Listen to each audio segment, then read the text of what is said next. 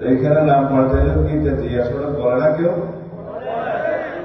এখন সাইনবোর্ড লাগাই দিতে আবার,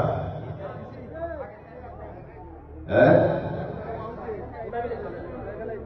সাইনবোর্ড আবার লাগাই দিতে হবে আগামীকাল।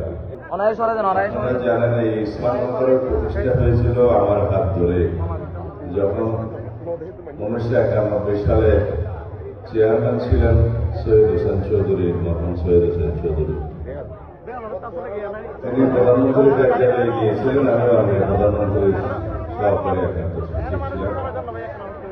তিনি বললেন এই জায়গায় নিয়ে একটি রাস্তা করতে হবে।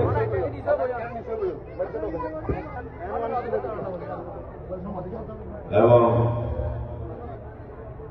এটা তখন ফরেস্ট ডিপার্টমেন্টের এলাকা।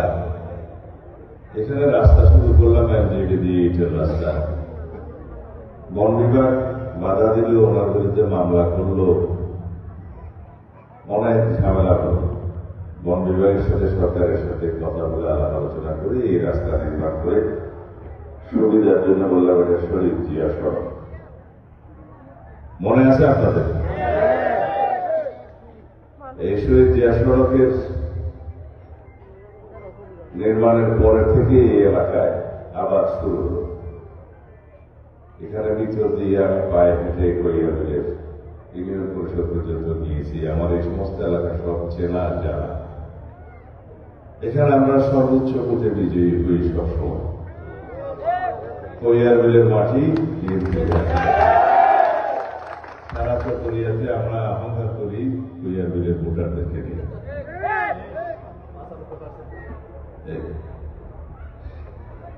কিন্তু দুঃখজনক হলেও সত্য, মাঝখানে আওয়ামী লীগ সরকার অবৈধভাবে জোর জবরদস্তি সরকার প্রতিষ্ঠা হলে এই শহীদ জিয়া সড়কের নামটাই পাল্টে দেওয়া হয়। এইখানে নাম পাল্টাইলেও কি জিয়া সড়ক বলে না কেউ?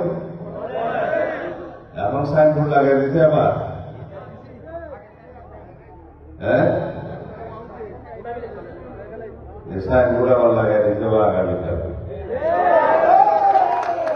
ইসলামনগর শহীদ জিয়া সড়ক, যেই নামে এই সড়ক প্রতিষ্ঠা করেছিলাম সেই নাম থাকা। এটা কৈয়াবিলের বর্তমান বিরোধী কমিটি এবং উপজেলা বিএনপির সভাপতিকে অনুরোধ করছি এটা পার্মানেন্ট পাকা করে ঢালাই করে দিতে হবে। শহীদ হোসেন চৌধুরীর ইচ্ছা ছিল এখানে একটা স্কুল প্রতিষ্ঠা হবে। স্কুল প্রতিষ্ঠার প্রথম থেকে এই জায়গার ব্যবস্থা করে দিয়েছিলাম, আপনারা জানেন। তারপর অনেক উন্নয়ন হয়েছে। স্কুলের চলাকালীন সময় দিয়ে এসেছিলাম, আজকে এই এলাকায় একটা প্রতিষ্ঠিত ভালো স্কুল। আমি এখানে শহীদ হোসেন চৌধুরীর বক্তব্য দেওয়ার জন্য আসি নাই, কিন্তু যে মানুষের যে গান সেই গানের কথা স্বীকার করতে হবে।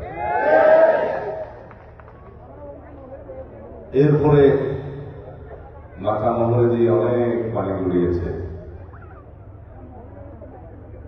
আমি নির্বাসিত জীবন কাটাতে বাধ্য হয়েছি প্রায় 10 বছর। আপনারা জানেন ফেসিবাদী সরকার, আওয়ামী বাকশালী সরকার, ফেসিস্ট হাসিনা আমাকে হত্যার উদ্দেশ্যে গুম করেছিলেন। আপনারা দোয়া করেছিলেন, রোজা রেখেছিলেন, নামাজ পড়ে দোয়া করেছিলেন আমার মা বোনেরা, ভাই বন্ধুরা, এই দেশের সকল জনগণ। আল্লাহ আমাকে বাঁচিয়ে রেখেছে। আমি আজকে আবারও আপনাদের সামনে দাঁড়িয়েছি।